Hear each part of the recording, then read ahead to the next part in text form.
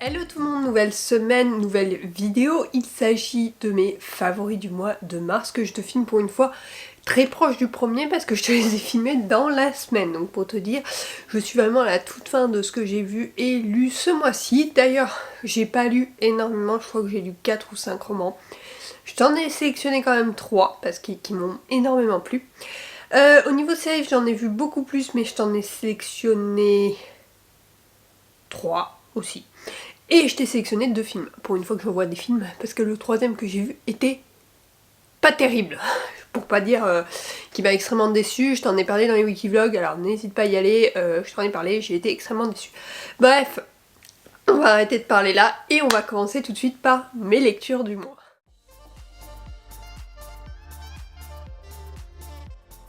Donc ma première lecture, il s'agit de Dirtier, le tome 4, Read Me de Lauren Asher. Tu sais que j'aime bien l'auteur et celui-là m'a totalement charmé. Star adulé de la Formule 1, Santiago Alatorre menait sa vie comme il pilotait, à toute vitesse, jusqu'au jour où un terrible accident le laisse amputé d'une jambe, retiré du monde, rongé par la douleur et les regrets, il ne croit plus en rien. Alors qu'il souhaite qu'une chose, qu'on lui fiche la paix, sa famille insiste pour qu'il se reprenne en main. Chloé Carter, elle, n'a jamais eu de repère. Ballonnée de foyer en désillusion, elle n'a qu'un rêve, retrouver son père biologique. Lorsqu'un test ADN l'amène jusqu'au petit village italien, elle est prête à tout pour découvrir la vérité, même à s'introduire dans la maison voisine pour observer l'homme qu'elle pensait être son père. Et tomber des années avec Santiago. Pour éviter les soupçons, y conclut un marché. Elle joue sa petite amour pour donner le change et éloigner la famille trop envahissante de l'ancien cliente, et lui l'aidera à approcher son père. Un simple arrangement jusqu'à ce que l'illusion prenne une tournure de moins en moins factice. Relations arrangées, thématiques hyper sensibles abordées, notamment de l'accident de Santiago. Voilà, et puis elle, le fait qu'elle n'ait jamais eu de famille, qu'elle soit ballottée de famille d'accueil en famille d'accueil, que sa mère soit une grosse relou. Voilà. Je dois t'avouer que j'ai beaucoup aimé ce roman. J'ai été happée du début à la fin. J'ai été émue par l'histoire de ces deux personnages. Elle avait tout pour me plaire. Le monde de la Formule 1 est pas très présent, je dois t'avouer, mais cela ne m'a pas dérangée parce que j'ai trouvé que l'histoire était vraiment plus intéressante. Oui, ça revient un peu vers la fin, mais je t'avoue que c'est pas pour ça que je l'ai lu. Celui-là, vraiment, même s'il fait partie de la saga Dirtier, donc qui est sur des pilotes de Formule 1 à chaque fois, je t'avoue que celui-là, pas du tout. J'ai trouvé qu'il était tellement émouvant. Je crois que c'est mon préféré de la saga et c'est le préféré de beaucoup de personnes à ce que j'ai vu. Bref, une super lecture que je ne peux que te recommander, je dois t'avouer.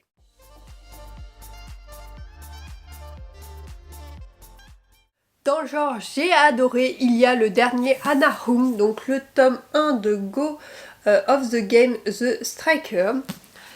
Asher Donovan est une légende vivante du football et selon certains, le meilleur joueur du monde du moment. Mais ses actions irresponsables et son récent transfert dans une humble équipe, les Black Clast, ont provoqué de nombreuses polémiques. Et lorsque son conflit avec Vincent Dubois, son pire ennemi devenu son coéquipier, leur fait perdre un championnat, ils sont contraints de suivre un entraînement intensif ensemble. Survivre à cet été ne devrait pas être difficile, jusqu'à ce que Asher rencontre la nouvelle coach. Elle est belle, talentueuse, et malgré tous ses efforts, il n'arrive pas à la chasser de ses pensées. Le seul problème, c'est la sœur de son rival. Scarlett Dubois est une ancienne danseuse étoile dont la carrière a été interrompue par un tragique accident. Devenue professeure dans une prestigieuse académie de danse, elle est toujours entrée par les fantômes de son passé. Et la dernière chose dont elle a envie, c'est de passer l'été avec Asher Donovan. Elle s'est jurée de ne plus sortir avec un footballeur, mais quand son frère doit quitter la ville pour une urgence, elle se retrouve coincée avec le séduisant et charismatique attaquant. L'entraînement, elle peut gérer, mais tomber amoureuse, il n'en est pas question, surtout de la seule personne qui peut lui briser le cœur. Je dois t'avouer que j'ai bien aimé ce début de série. Alors tu sais que les Hannah Hum ressemblent aux romances qu'on avait à l'époque. Je te parle des Beautiful, je te parle de 50 nuances, des Crossfire, tous ces romans-là où on a un schéma typique avec deux personnages typiques, mais moi ça le fait, je trouve que je suis toujours aussi addict de ce genre de roman. Alors voilà, ça l'a fait encore une fois, Hannah Hung a su me plonger dans son histoire, dans sa romance, dans ses personnages.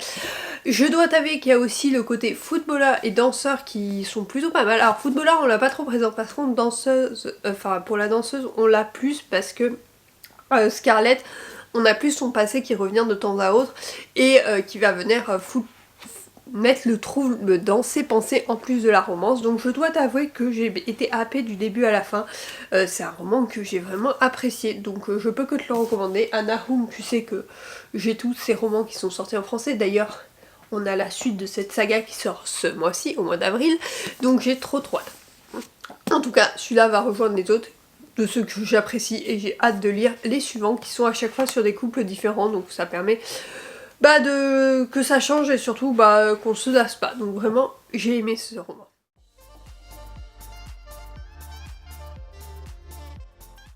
Dans un genre différent, j'ai lu La Belle Italienne de Lucinda Riley.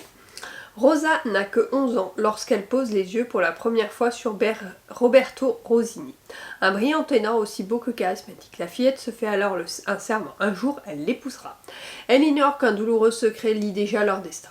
6 ans plus tard, Rosanna, devenue une belle jeune femme, débarque à Milan. Son talent prodigieux de chanteuse lui permet d'intégrer la célèbre école de la Scala et de revoir Roberto. De Milan à New York, en passant par Londres et Paris, commence entre les deux artistes une passion tumultueuse et obsessionnelle, mais les mensonges du passé menacent de faire voler leur vie en éclats. C'est un contemporain vraiment sympathique, sur fond d'une romance plus que dramatique. J'ai beaucoup aimé, en fait c'est un de mes préférés de l'auteur. Je ne pensais pas en le commençant, parce que je m'étais dit bon allez je l'intercale entre deux romances, voilà. Et en fait c'est un qui m'a beaucoup plu ce mois-ci, c'est pour ça qu'il est présent là. Je sais pas, il y a un truc qui se dégage de ce roman qui est vraiment intéressant. On suit la vie de Rosanna, de ses proches, de son frère notamment, de sa sœur, de son père, de sa mère. Et on suit aussi sa vie amoureuse, sentimentale, professionnelle. Et je trouve que, je sais pas, il y a un bel équilibre qui est vraiment sympathique. Il est parfait pour le printemps. Si tu ne connais pas Lucinda Riley, ça peut te donner un bel aperçu. En tout cas, c'est un de mes préférés de l'auteur. Je dois t'avouer que j'aime beaucoup l'auteur. Ma maman les achète tous. Et franchement, celui-là, une pépite. Donc voilà, je peux que te le recommander. Vraiment, j'ai passé un très bon moment en compagnie des personnages, notamment de Rosanna, parce que c'est elle auquel on va plus s'attacher. Les autres personnages sont beaucoup plus secondaires. Même Roberto, que je te parle dans le résumé, enfin qui est dans le résumé, est beaucoup plus secondaire que ce qu'on pense. Donc voilà, on a vraiment la vie de Rosanna, de ses proches et tout ça. Et on suit sa vie tranquillement avec ses épreuves que l'on a eu tous à un moment donné. Et je trouve, enfin vraiment très belle histoire, très beau contemporain, donc je te le recommande.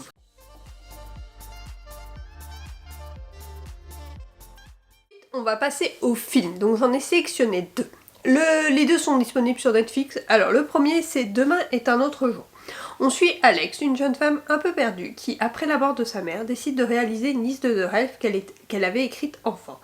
Au fil de cette quête, elle découvre des secrets de famille, se confronte à ses choix de vie et finit par se redécouvrir elle-même tout en laissant une place à l'amour.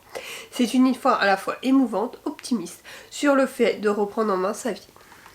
Moi je l'ai aimé pour le côté romance. Reprise en main, sa vie c'est plutôt intéressant, mais la romance est tellement mignonne et tellement mignonne. Bref, je me suis énormément attachée à Alex, donc notre personnage principal qui se retrouve après la mort de sa mère à devoir exaucer, parce qu'on ne dit pas, mais elle n'a pas trop le choix d'exaucer ses vœux de jeune fille, et en fait elle va se redécouvrir puisqu'elle devait hériter de l'entreprise de sa mère en tant que PDG. Et finalement, c'était peut-être pas la voie qu'elle aurait pris au départ. Donc voilà, elle va faire une redécouverte de tout ce qu'elle aime depuis sa plus tendre enfance, dans son adolescence et tout ça. J'ai passé un bon moment avec cette histoire. C'est un film sans trop de prise de tête, hein. Si tu veux le voir pour te détendre, c'est parfait. Moi, c'est le genre de film qui matche bien avec ce que j'aime et ce que j'ai besoin en ce moment comme visionnage. Donc voilà, un film sympathique sans prise de tête que je peux que trop recommander, donc qui est disponible sur Netflix depuis le début d'année il me semble. Bref, moi il était dans ma liste des suggestions et il était dans ma wishlist de films de l'année, donc voilà. Vraiment sympathique, je te le recommande.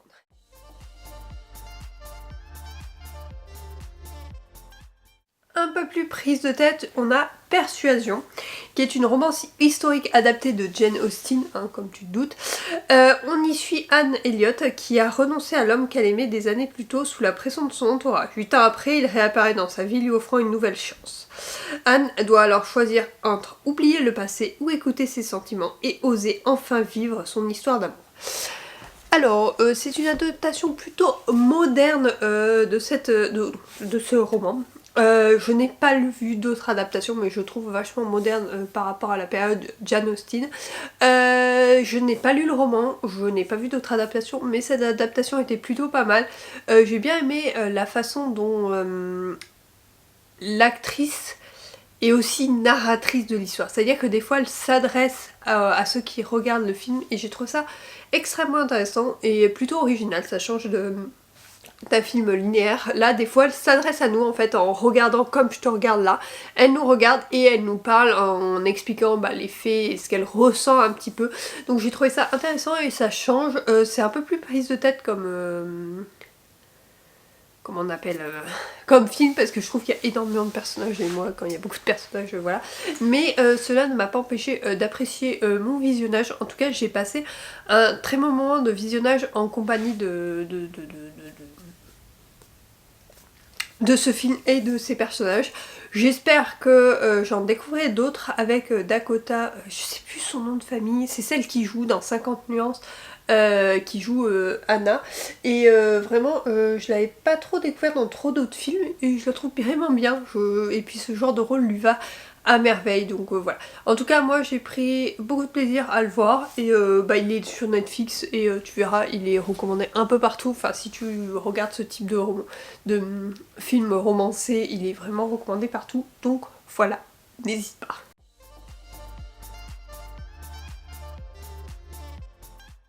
Ensuite on passe aux séries.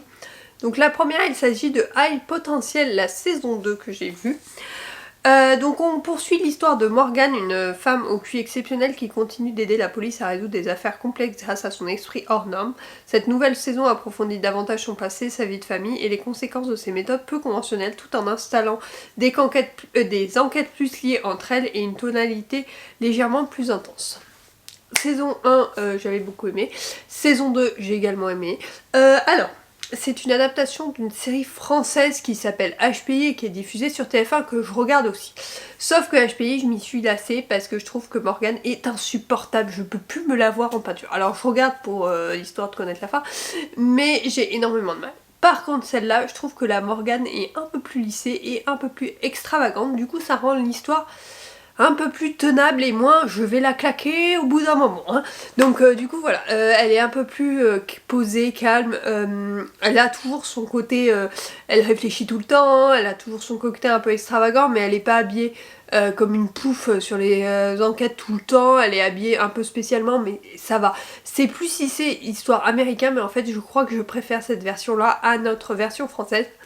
Bref, ça c'est pour le côté comparaison. Pour le côté histoire, effectivement là on a un développement autour d'elle, autour des personnages, et j'ai trouvé ça intéressant parce que ça nous permet de vraiment nous attacher aux personnages, et c'est ça que j'ai apprécié, de vraiment nous attacher à ses proches mais également aux autres enquêteurs, même si j'aimerais qu'ils soient un peu plus intégrés, notamment notre cher inspecteur, mais avec ce qui se passe, le remaniement, le nouveau commandant et tout, je trouve ça intéressant tout ce qu'ils ont mis en place. Bref, une très bonne série, une saison 2 que j'apprécie et j'ai déjà hâte de voir la prochaine.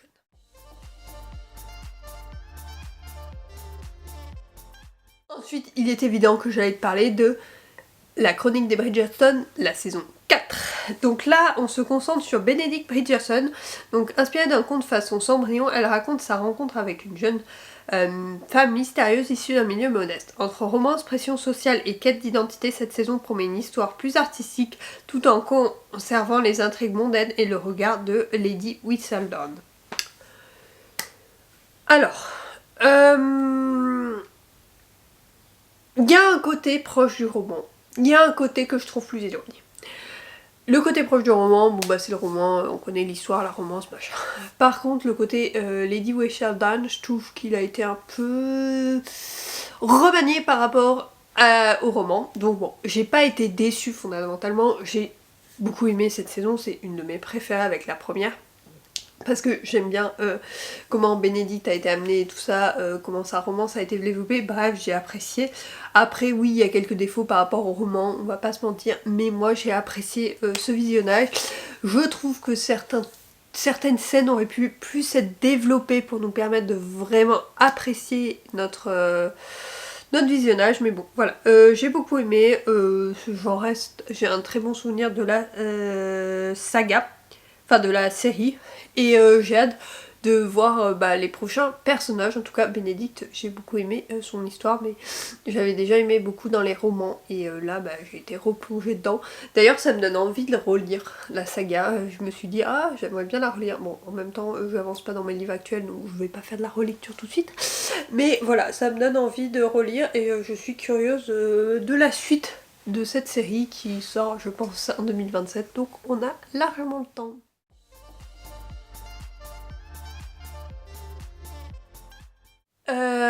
Dernière série, il s'agit de Virgin Rivers, la saison 7. Donc cette fois on continue de suivre Mel et Jack dans leur vie à Virgin River. Ils doivent faire face à de nouveaux défis personnels et familiaux, tandis que la communauté est secouée par des tensions et des secrets du passé qui refont surface. L'ambiance reste chaleureuse avec une forte dimension émotionnelle et des relations humaines au cœur de l'intrigue.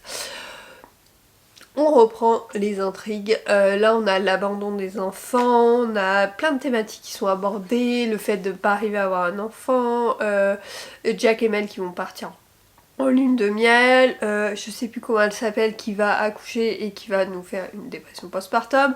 Bref, il y a plein de thématiques qui sont abordées dans ce petit village de Virgin Rivers que j'ai énormément apprécié. On a aussi oui des thématiques plus sociétales, par exemple l'installation d'un fast-food qui est refusé par certaines personnes mais qui est accepté par d'autres personnes. Donc voilà, vraiment je trouve que les thématiques abordées par cette série sont vraiment top parce que c'est vraiment sociétal. On dirait un espèce de Plus belle la vie. Alors Plus belle la vie à une autre époque, hein. Je l'ai regardé il y a... j'avais 15 ans. Non mais plus jeune. Je devais avoir 12-13 ans quand j'ai commencé à regarder Plus belle la vie pendant plus d'un an parce que j'avais une pote qui regardait et du coup pour en discuter j'ai regardé aussi. Donc voilà, un peu pigeon, enfin hyper influençable hein, quand j'étais plus jeune. Donc voilà, j'ai regardé et je trouve qu'on dirait ce type de série. Et donc j'aime beaucoup. Enfin bref, j'ai aimé cette série. C'est sûr que j'avais commencé, je sais plus où il est le premier tome, il est là. Le 1 et le 2, mais j'ai jamais continué, il faudrait que je continue cette saga, je crois qu'il y a 12 ou 13 tomes, sachant qu'ils sont par deux à chaque fois, donc il faudrait que j'en achète pour cet été, je pense pour ma période d'été, ça pourrait être intéressant en tout cas. Voilà, j'ai beaucoup aimé cette série, et je continue à te la recommander du coup. J'espère que cette vidéo t'aura plu, je suis désolée, j'ai été hyper enrhumée, donc du coup c'était un peu... entrecoupé de... j'essaie de respirer, mais bon, j'espère que ça va aller mieux cette semaine. En tout cas, j'espère que cette vidéo t'aura plu, j'ai mis du temps à la tourner, donc voilà. Je te reprends dès mardi prochain, normalement, pour un Wikivlog, et dès vendredi pour une nouvelle vidéo qu'il faut que je tourne.